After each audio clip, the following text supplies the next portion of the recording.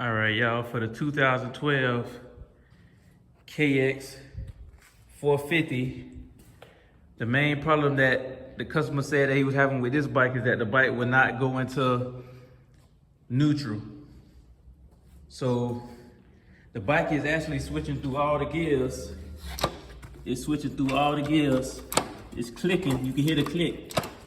Oh, now it's not even shifting. So it's not even shifting into the gears anymore. So that's definitely a transmission problem that's going on. But what I am gonna do, because he said the bike also is not starting, so what I'm gonna do is do a quick tear down. I'm gonna start with taking off the gas tank, the seat, the subframe, so we can start checking the spark and everything and check the valve clearances, and we go from there. All right, y'all, so I took the gas tank off and I took the seat off. I also tested the fuel pump. So the bike is getting fuel. It's gas coming out of the, squirting from the fuel pump. So like I said before, the next thing I'm gonna do is take the spark plug out so we can see if the bike have good spark. And then after we find out if the bike has spark or not, we're gonna take the cam cover off. Then we're gonna just check the valve adjustments and check the timing and see if the cam's still good. And then we're gonna go from there. All right, y'all, so I just went ahead and took the header pipe off and the subframe just to make it move, make things a little quicker. But I pulled the spark plug out, and as you can see, the spark plug is burnt out. Like, it's definitely, the spark plug is burnt, but the bike definitely has spark.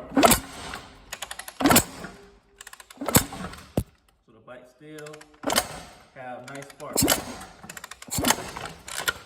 So the next thing I'm gonna do is take the cam cover off, and we're gonna check the valve clearances and check the cams, and we're gonna go from there.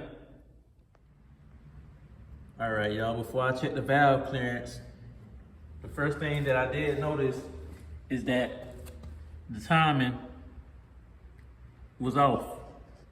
As you can see, that line is lined up evenly,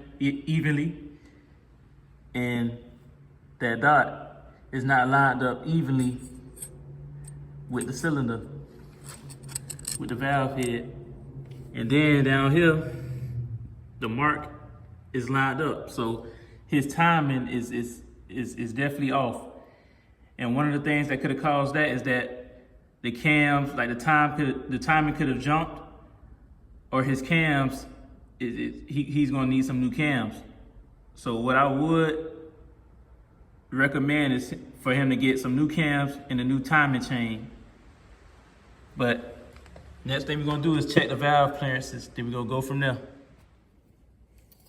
All right, so we're gonna check the intake clearances first. So the intake clearances is good. They're pretty good. And now we're gonna check the exhaust clearance. Okay. Yeah, so the valve clearances is good. So the next thing that I'm gonna do is I'm gonna pull the top end off so we can just make sure the piston good and make sure the cylinder and everything good and the valves on the inside, and then we're gonna go from there. All right, y'all, so I got the whole top end off the cylinder and everything.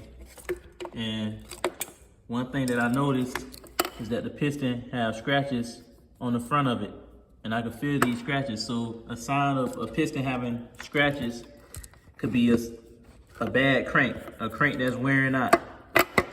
And as you can see, just thought about it out of the way. But as you can see, the crank have play. The crank definitely have play. So he'll definitely need to put a new crank in here. And that's what's causing his piston to get scraped up like this in the front. So next thing we're gonna do is look at the cylinder and see how the cylinder is looking and the valve head, and then we're gonna go from there. Okay, so with the cylinder, as you can see, the cylinder has scratches too. Also from the front, where the piston was stuck at. And you can also feel these scratches also. So it might be better for him to go ahead and get him another OEM, a good OEM cylinder. Good, you know, good or brand new. So the next thing we're gonna check out is the valve head. Okay, and with the valve head, I know I checked the valve clearances earlier, but one thing I noticed while I was checking the buckets and the shims on the valves is that, as you can see, this shim is like pushed in. It's inside of the you know, of the seat of the bucket, of the holder. I mean the valve holder, and it shouldn't be like that. It should have some type of lip to it. So what I'm gonna do is that he could need a new valve on his right one right here. So what I'm gonna do is I'm gonna take this shim out and we're gonna see how it looks on top of the valve stem. And then we're gonna go from there. All right, y'all, just what I thought it would be. If you can see, this one looks like it's shaved down on top of the valve stem. If you can see it, this one looks like it sticks up a little more, and that's how this one should be. This, you know, this right one, but on y'all side, this left one right here, it should be sticking up more and have some type of lip. If you can see it, it looks sanded down, like they sanded it down or something like that. So he would have to get him another valve, a right valve, so it could, you know, so it could stick up more. Because if you see, I put the shim in, the shim sticks up, it has a lip. But if I put the shim in this one, it's gonna go inside of it. It's gonna sit flush, and it shouldn't do that. So that's what he would need. He would have to get him a right valve. And then we'll go from there. But other than that, overall, you know, the valves look good, they seat good. So, and another thing, he was missing the little O-ring right here also. So, other than that, we'll go from there.